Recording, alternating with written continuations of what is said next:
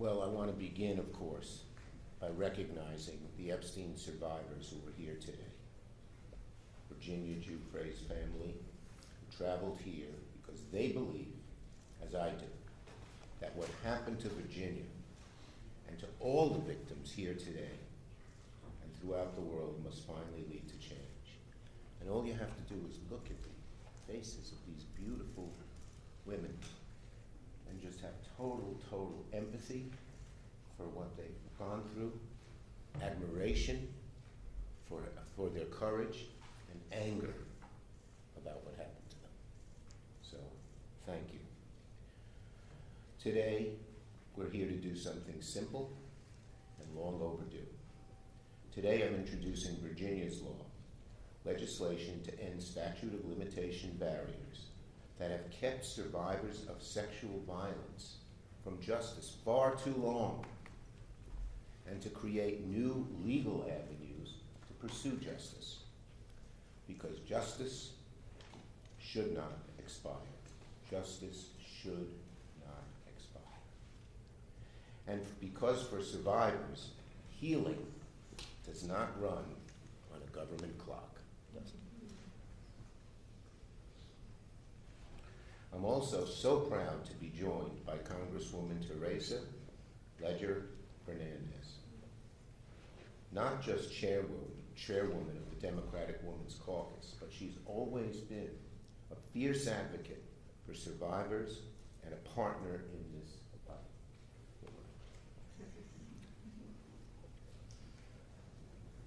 She's a champion and a fighter, and that's what a bill like this requires, a fighter who will relentlessly push for the cause of justice. Justice. That's what we demand, justice. And here is World Without Exploitation and Sigrid McCauley, whose work, along with the survivors, helped shape this legislation. We thank her. The bill exists. Why? Why does the bill exist? Because people refuse to accept silence as the end of the story. It's that simple. It cannot be when something this dastardly and this terrible and this heart-wrenching happens. For years, survivors of Epstein's abuse were ignored. They were doubted, they were silenced, they were dismissed. And even when the truth finally came out, even when the world finally listened, too many survivors were still told by the law, it's too late, your justice has expired. Not because the harm wasn't real, not because the abuse didn't happen, but because the system ran out the clock. When they were told, it's too late, your justice has expired, we aimed to change that. And that's what we're trying to do today.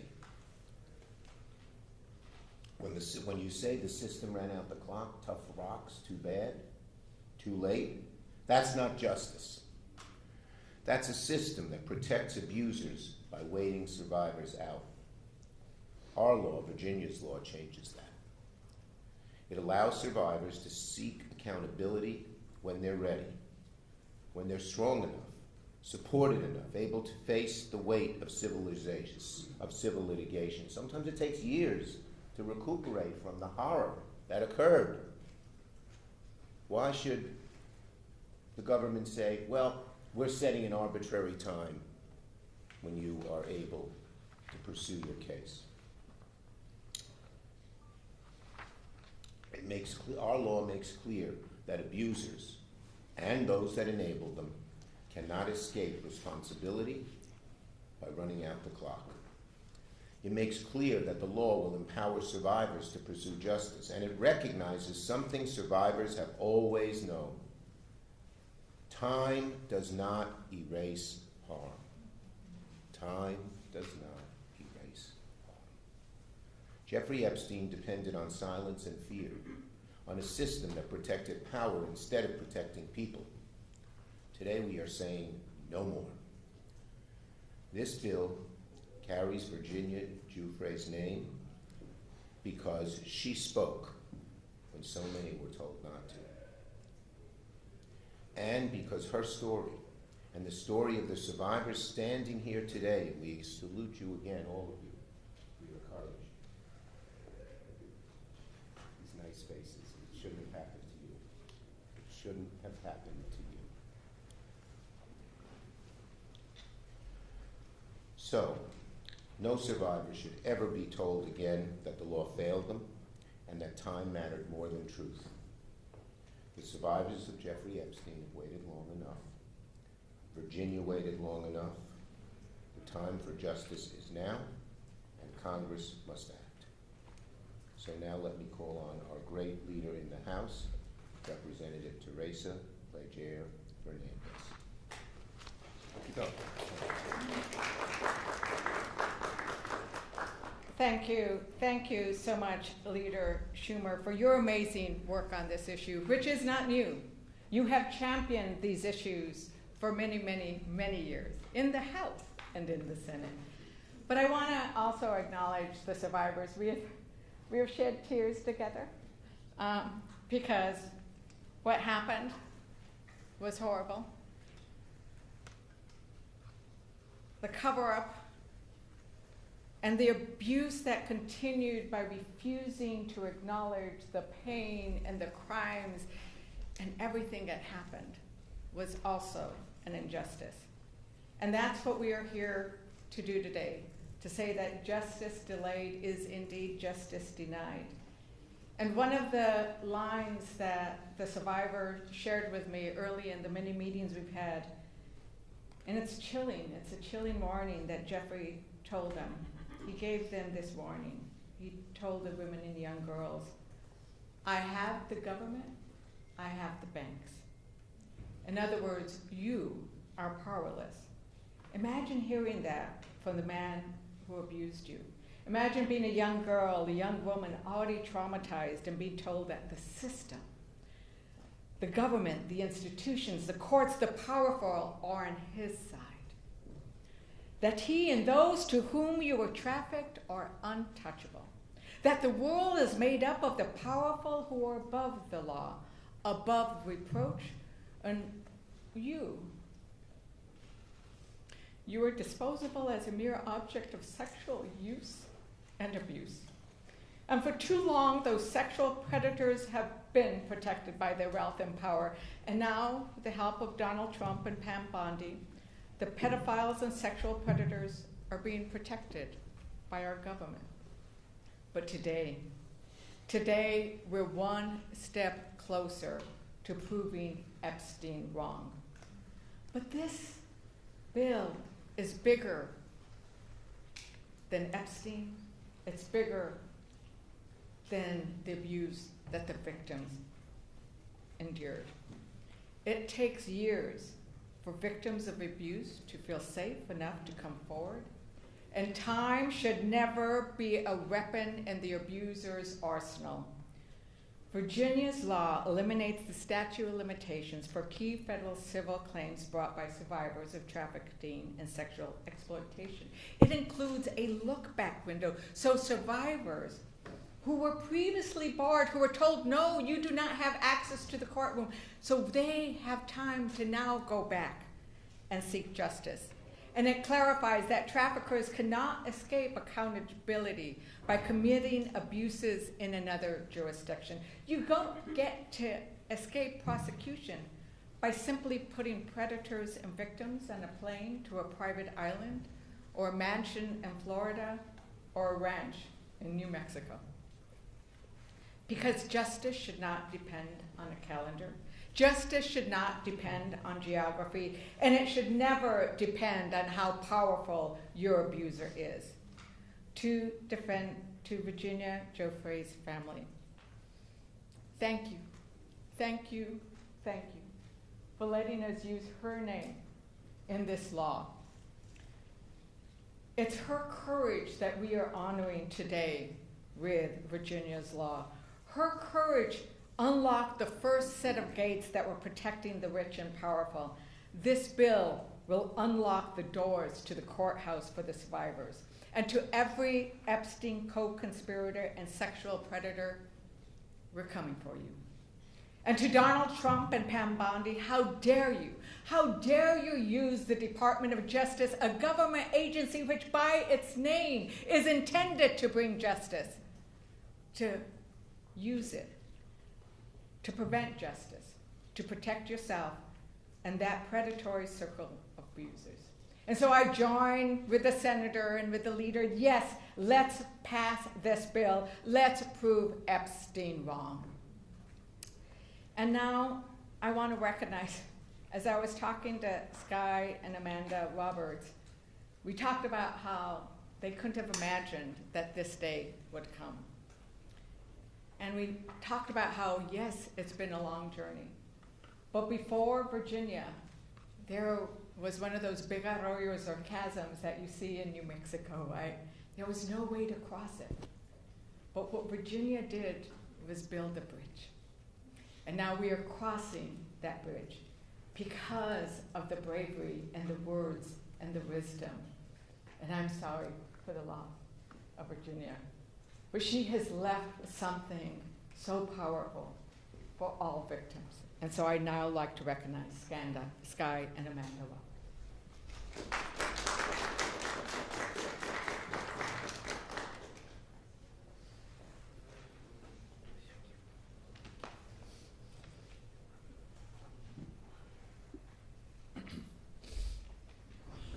That was a tearjerker. I am the crier in my family. I'm just going to throw that out there. So, all right. Hello, everyone. My name is Sky Roberts, and I am the brother of Virginia Giuffre.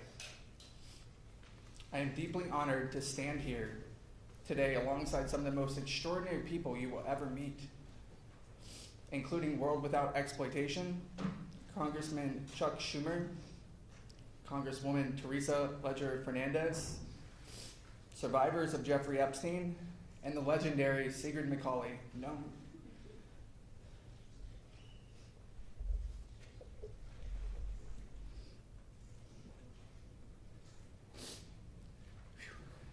Known to many of us as Siggy.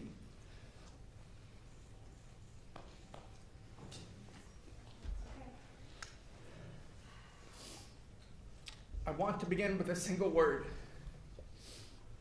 A word that meant everything to my sister. A word we will not stop fighting for until real justice is served. And that word is change. Virginia's dream was to inspire and empower survivors to come forward. In a world that too often turns away from abuse and pushes it into the shadows, she wanted to bring light. That light is change. Virginia's dream was to inspire and empower survivors to come forward. One of the main missions of her nonprofit SOAR was to eliminate the statute of limitations on adult sex trafficking. She talked about it all the time while elevating the voices of survivors, alongside her publicist and dear friend, Deanie von Muffling. Today, we give Virginia her voice back. We amplify the voices of survivors around the world. Today, we send a clear message to perpetrators everywhere by introducing Virginia's Law. We are introducing Virginia's Law because survivors deserve justice, not expiration dates. Change must mean justice. Not someday, not in speeches, not in private settlements, justice in law, justice in court, and justice in the form of consequence. Virginia's Law is more than legislation. It is a change in the truest form. It challenges how we see, how we confront, and how we respond to sexual abuse and sex trafficking, not just in theory, but in reality. We do not take this moment lightly. We are holding an overwhelming mix of grief, loss, and pride.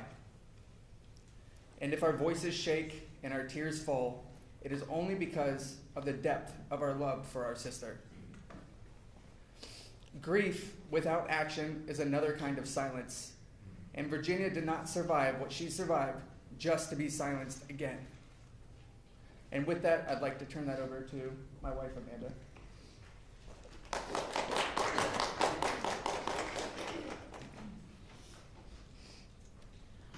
Virginia was a passionate voice, a fierce warrior, and an unwavering advocate for survivors everywhere. She named what others were afraid to name. She stood up to wealth, status, and power, and she proved that having money does not guarantee exoneration in the eyes of the court. Virginia's purpose was always to create lasting change. Her truth and resilience helped spark a monumental shift in how survivors are seen and heard. But she also knew cultural change is not enough. She saw the legal gaps survivors fall through, and she was determined to close them at the legislative level. Her wish was clear: to reform the statute of limitations. When a child, teenager, or adult experiences sexual abuse, it is a profound violation of both the body, mind, and spirit. The mind often protects itself in the only ways it can, through denial, disassociation, and silence. It can take years, even decades, before the walls of trauma begin to crack, and a victim can truly understand what happened. It takes time to unlearn grooming. It takes time to release the shame that never belonged to them in the first place. Statistically, many survivors do not disclose until around the age of 40.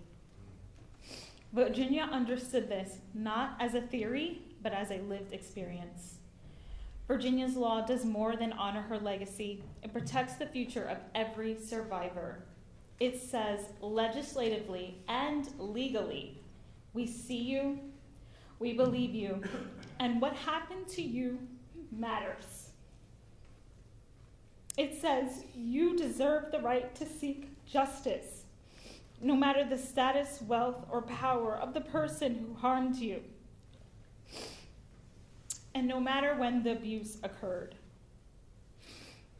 To every member of Congress, mothers, fathers, sisters, and brothers, we ask you to stand with us, stand with survivors, and say no more.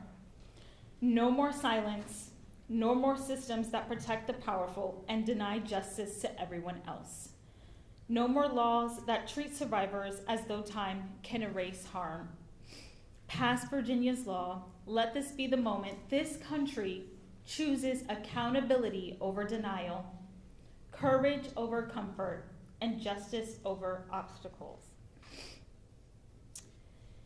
Page 361, Nobody's Girl. We need to make it easier to punish those who victimize others. Siggy and I want to eliminate laws that limit the period in which survivors can seek justice for their abusers. Virginia put that into writing, and we're here to put that into law.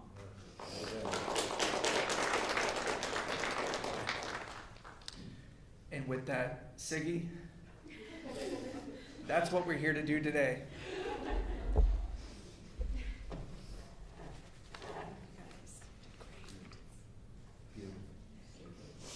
Such courage. Now everybody knows my nickname. This is really a watershed moment for survivor rights, the announcement of Virginia's law. And as you heard today, the genesis of that law is to get rid of the statute of limitations so that survivors can work on their own timeline. With the passage of this law, no longer can abusers weaponize the clock. Survivors can act when they're ready to act. As you heard, and as Virginia and I both experienced together, many survivors don't come to terms with their abuse until many, many years later. And they deserve the right to be able to bring an action when they're ready. That's what this law does. It is heartbreaking to be here announcing this without her. But I will tell you that her voice is being heard loud and clear. She is saying, all Americans, Democrats, Republicans, Independents, all Americans, need to come together and pass this law. It's the right thing to do. It's the thing we need to do now. So please, pass Virginia's law. Now I'm going to let Rebecca Zipkin come up from World We. Without this group, we wouldn't be here, so we're all very grateful for that.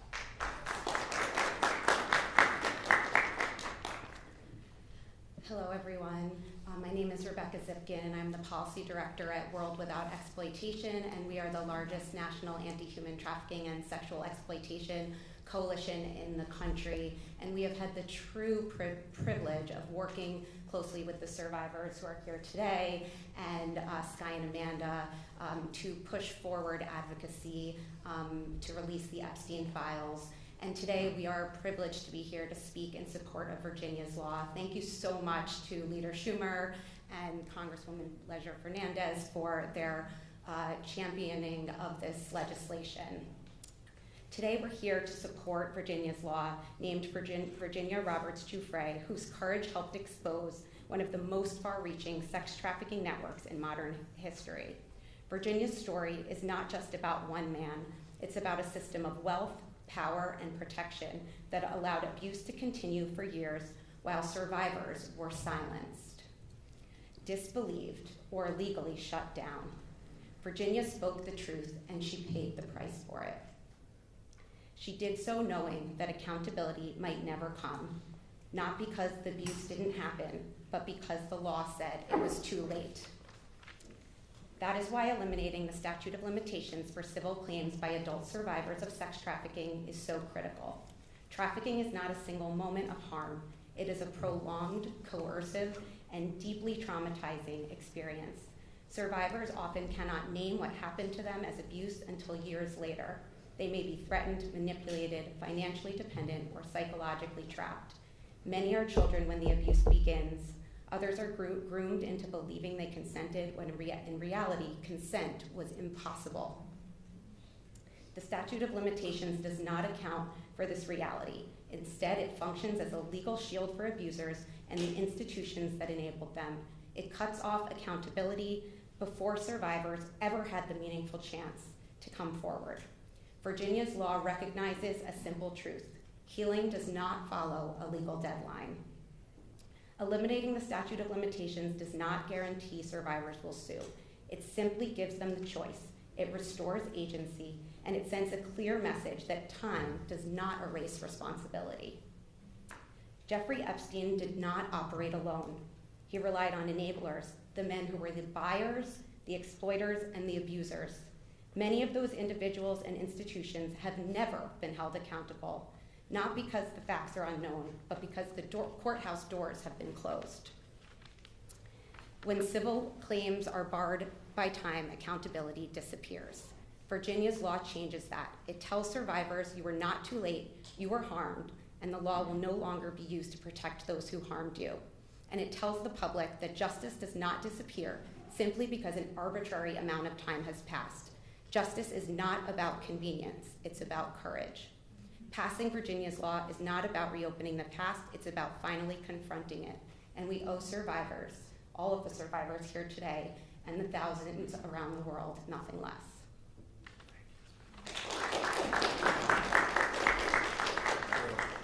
Let me say to Sky and Amanda. So the Bible tells us when something terrible happens to people, the natural inclination is to curse the darkness, to turn inward, be angry. But the Bible also tells us it's like angelic to light a candle, to create light, to prevent what happened to your loved one from it happening to anyone else. You are lighting a candle. We thank you. Okay. We'll take questions on this subject. Yes. Thank you very much. Mark Stone from Sky News in the United Kingdom. Thank you for inviting us here. That was a very powerful news conference. I have a question for you, Mr. Roberts, if that's all right, and also for you, Senator Schumer. Mr. Roberts, the photograph of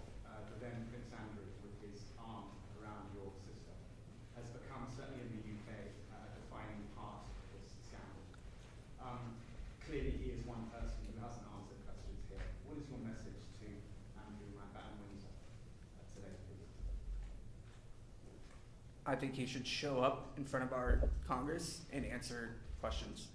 I think that he has a lot of questions he needs to answer, and he has been exploited through these files to have inconsistencies in his own messaging. So I want today to be about Virginia's law, to not allowing this to happen again, but to Prince Andrew, former Prince Andrew Mountbatten Windsor to be specific, he needs to show up.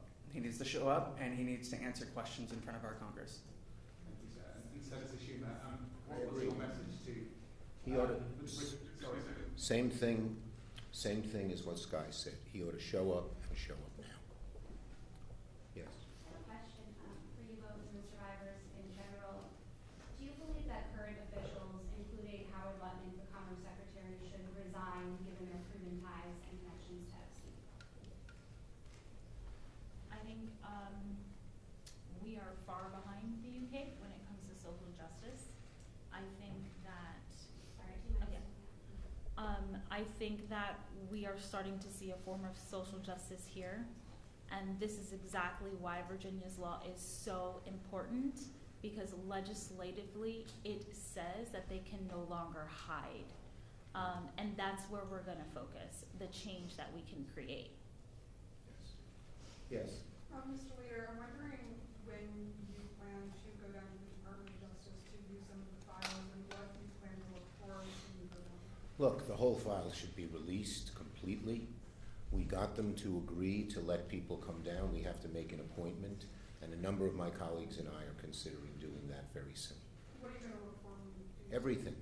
What's not disclosed, period. Yes.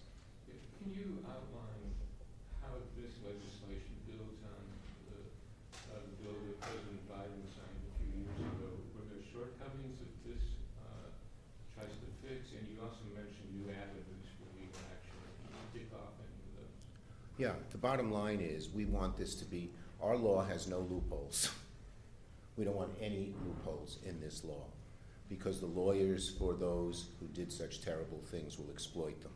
That's number one. And number two, we're going to pursue every legal avenue we can. Okay. Thank you, Effie. Do you want to? Yeah. Last answer for Teresa. Yeah, and I think it's really important to recognize that we need to provide protections and an avenue to the courtroom for everybody, whether you were a minor or an adult when you were abused. And we do need to go and see those files. I will be going, I believe, tomorrow morning. But the idea that we have to make an appointment and that they're scrutinizing and that they have failed to disclose under the Epstein Transparency Act half of the files. And when they've done so heavily redacted, protecting the predators and exposing their survivors. So we need to call out those actions by the Department of Justice at all times. We are not going to rest till all the files are released, period. Whatever means we have to pursue. Is that right? Yes, that's right. Thank you, everybody.